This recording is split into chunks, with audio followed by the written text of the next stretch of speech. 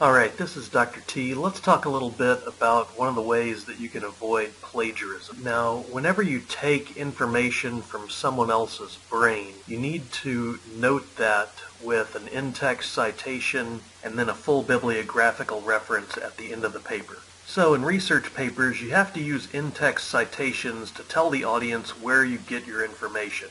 APA in-text citations require two things: the author's last name and then the year that the author published the information. If you give a direct quotation, you have to add the page number on which the information appears. Now, it's also common to place the in-text citation at the end of a sentence or clause. Here's an example without a direct quotation. A recent survey has reported that 60% of all Americans think that Congress needs to compromise on issues of border control. All right, this is information that the writer has summarized or paraphrased from the source. All right, so after you give that information, then you need to put parentheses, the author's last name, then a comma, one space after the comma, and then the year in which that information was published, 2012. Put a right parentheses mark, and then a period. The reason why these are called in-text citations is that they come inside the text of the sentence.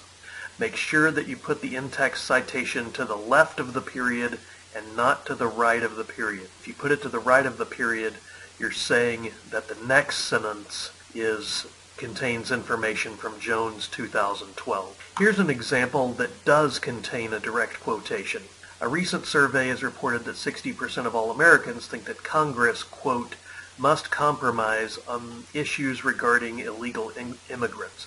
Okay, these words, must compromise on issues regarding illegal immigrants, these are Jones' words. These are not summarized. This is what Jones actually wrote.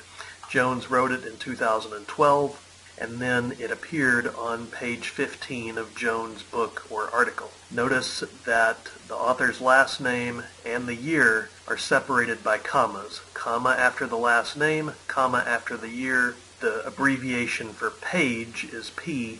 That has a period after it, and then one space, and then the page number. Notice again that the in-text citation appears to the left of the final period. Don't put it to the right of the period, or what you're telling your reader is that the information in the next sentence comes from Jones 2012, page 15.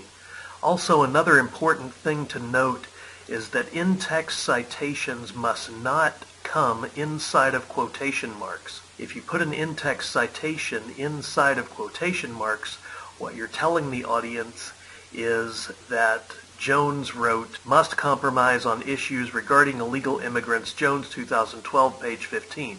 That's not what Jones said.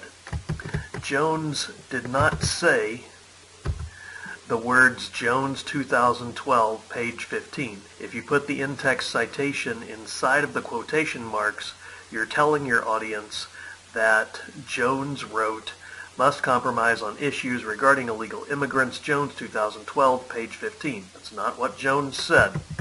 Jones said, must compromise on issues regarding illegal immigrants, end quote. That's what Jones said. Then you put the in-text citation after the quotation. Note once again that commas separate the author's last name, the year, and the page number.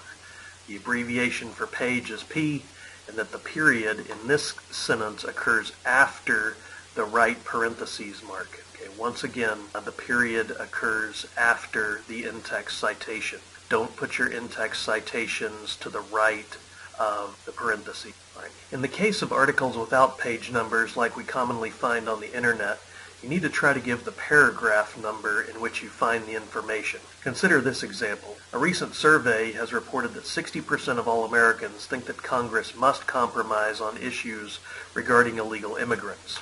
So here comes the in-text citation, Jones, comma, 2012, comma, and then para, period, 15. Note that the proper abbreviation for paragraph is para. Because information is published in so many different formats and venues these days, I've only provided some general guidelines. An excellent guide for all things APA is Purdue OWL. See especially the following URL for information on in-text citations: owl.english.purdue.edu/resource/560/03.